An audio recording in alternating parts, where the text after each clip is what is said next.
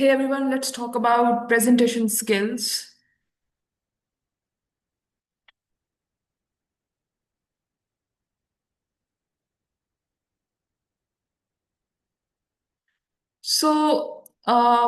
When we are presenting a topic or when we are making a presentation, the first important thing is selection of the topic. So sometimes you would select a topic of your own choice, and sometimes the topic will be selected for you by the teacher or somebody else.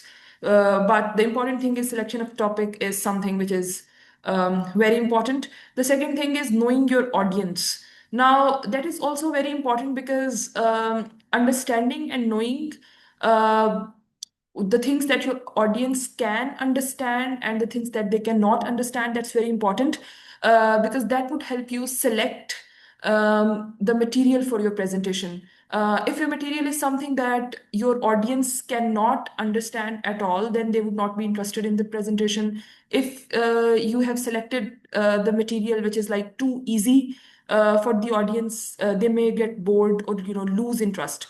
So it's important to know your audience and select material accordingly. It also means that you should also know who your audience is.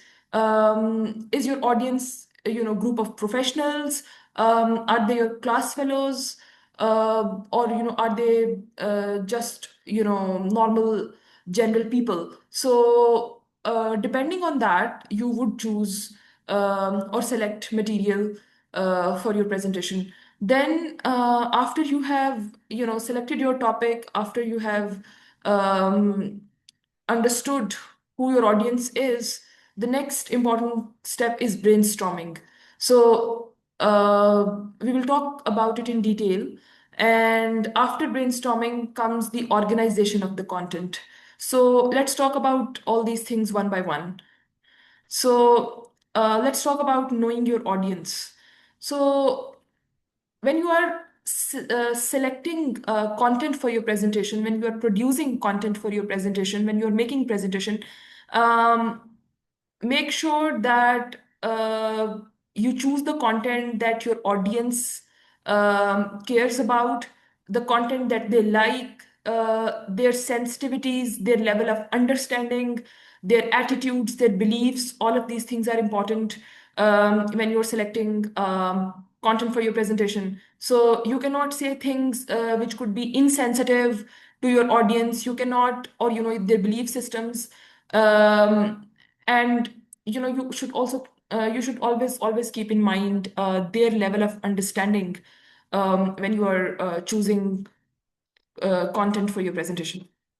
So as they say, know your audience or you will have no audience. So that's how important knowing your audience is. So, reading the room is very important. Knowing the people who are sitting there and knowing that how they think and knowing, what they would respond to. Um, that's very, very important. Moving on, let's talk about brainstorming. So, brainstorming is actually generating new and innovative ideas. Uh, while brainstorming, the quantity is as important as the quality.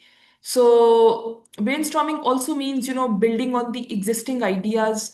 It also means, making links.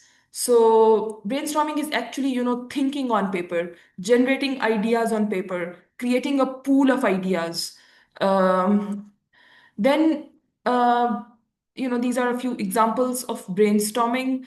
As you can see that this means, thinking on paper, writing whatever you have in your mind regarding a particular topic on paper to generate a pool of ideas. Um, the brainstorming could get a bit more organizational as well. So let's talk about organization of the content. So uh, arranging the content in different categories is very important. So once you have generated ideas or a pool of ideas, you will have a lot of information, a lot of ideas on paper. So it's important that you sort through those ideas and you create categories um, of content, through the ideas that you have generated through brainstorming. So you can, do arrangement in chronological order, in causal order, topical order, or problem solution order. So chronological order is, an order in which you arrange things according to time. So the things that have occurred first, they would be talked about or written first, and the things that happened afterwards, they would be written after, the first thing. So in the order of time is what, chronological is. In causal, you talk about cause and effect. So these are a few, ideas to create organizational structures for your content. They really help you, sort through your content. They really help you organize your content and, present it in a better manner. So the next thing is organization of presentation. So before that, we talked about organization of the content. Now we are going to talk about organization of the presentation. So the presentation should deliver clear opening and closing remarks that capture attention of the audience and set the mood. So your opening and closing remarks should be very clear. Then it should provide a roadmap for the audience. By roadmap, we mean that, the audience should know what they should expect from your presentation. And so there should be, some kind of mind map. There should be some kind of, roadmap that can give them an idea. And also, each segment, there must be a relation. There should exist, a relation in which each segment is related to or connected to the other segments according to a carefully planned framework. So the visual aspects of presentation are very important. So here are a few do's and don'ts when it comes to the visual aspect. So on the slides, always write bullet points. Do not write paragraphs on the slides. The slides should be concise. Do not overload the slides with a lot of information. The slides should be visually appealing, which means that the color coordination and the other design elements should not overwhelm your senses, but they should not be boring either. And you can use, images or graphics or maybe GIFs or memes, all of those things, you can use them. And of course, you can use humor as well. So humor is always, a good idea when it comes to presentation. But, the humor should not be like insensitive. Then let's talk about the don'ts. So having too much content on the slide is a no-go area. Your slides should not have, should not be overwhelmed with content. And do not overdo the special effects because, they could become overwhelming. And the font, do not use a font that is hard to read. So always use the fonts that are really easy to read. And flashy color combinations are something that flashy color combination is something that should be discouraged. Uh, then, if we have to talk about language, so make correct use of grammar, use some advanced but context appropriate language. So do not use extremely difficult language, but the language shouldn't be too simplified either. Then effective use of vocabulary is also, recommended for a good presentation.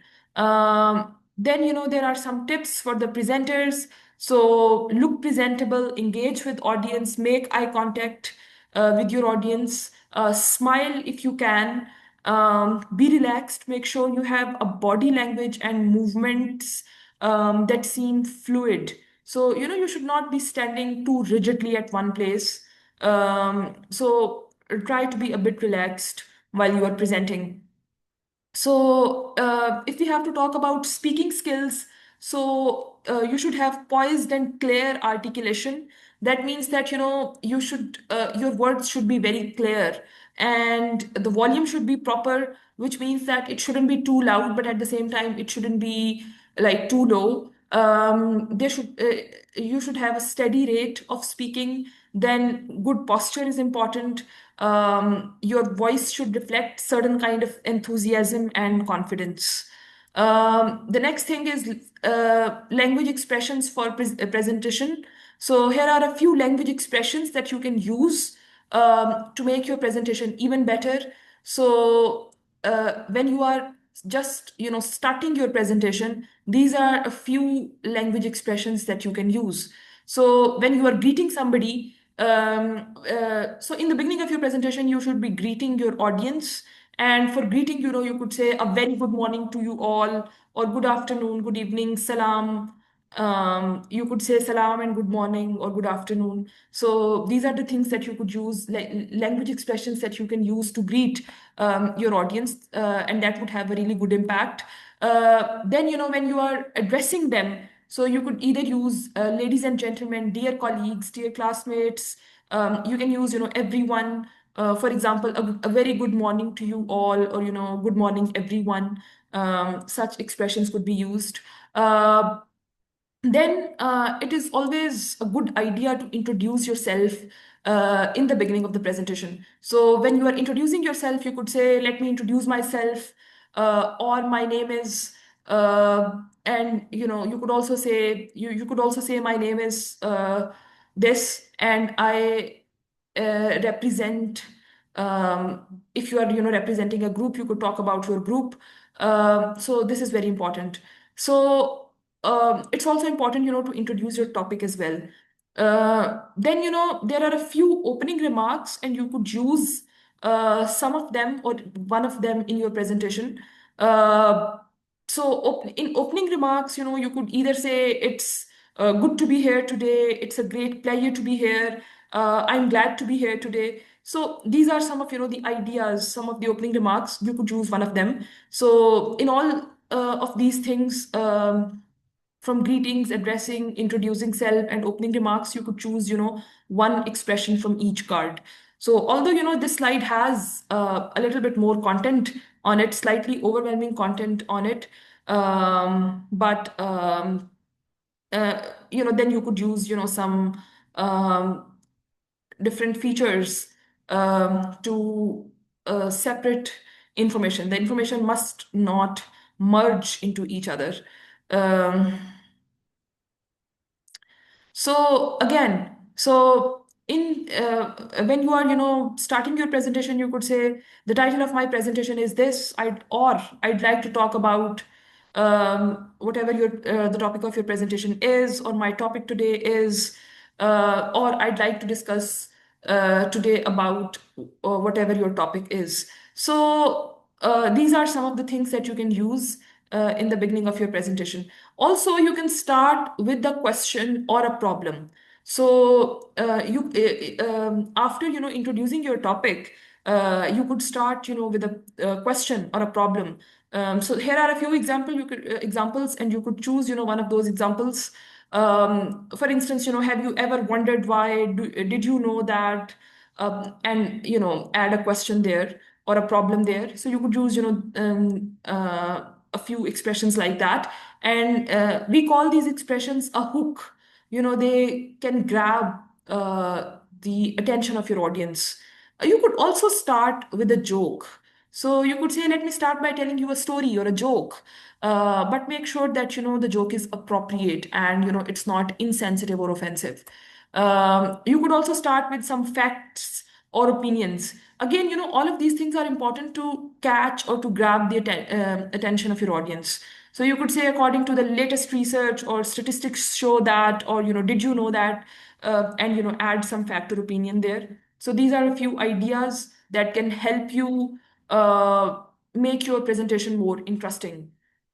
So also, in the beginning of your presentation, um, you could also, tell your audience about the sections of your presentation. For example, I have divided my presentation into 3 sections or 4 sections, or, the first point of my presentation is, and then you can talk about that. So this, gives your audience a roadmap about your presentation. The next thing is using signaling. So, here are a few signals that you can use, signal words that you can use. So when you are sequencing your ideas, you could use firstly, secondly, thirdly, next. When you are adding more ideas, you could say in relation to this, moreover, therefore, so, despite, however, etc. Then when you are opening a new section of the presentation, you could say, let's now look at, or let me now turn to, or let's move on to, or I'd like to move on to, or the next point is. The point is, not to use all of these expressions, but you can use some of these expressions where they are appropriate, and they always add a good impression to your presentation. So then when you are highlighting or emphasizing on a certain thing, you can say, I'd like to focus on this, or I'd like to emphasize or stress, or it does seem like, or it is important. So again, for highlighting and emphasizing, you could use these expressions. For closing your presentation, when you are signaling the end of the presentation, you could say, okay, that brings me to the end of my presentation. This is a good expression, to use when you are moving towards the end. This gives your audience a signal that, now you're wrapping up things, and, they could be glad that finally it's going to be over. When you are concluding, you could say, to conclude, I'd like to say, or in conclusion. If you are summarizing your presentation, you could say, to sum it up in brief. If I can briefly summarize, you can use these expressions. Then, for closing, you could say, thank you for your attention. Thank you for listening attentively. You could use any one of these expressions. And then, if you are inviting questions, you could say, this brings me to the end of my presentation. Sorry, there's a typo. I'd be glad to answer any questions. So you could invite questions as well towards the end.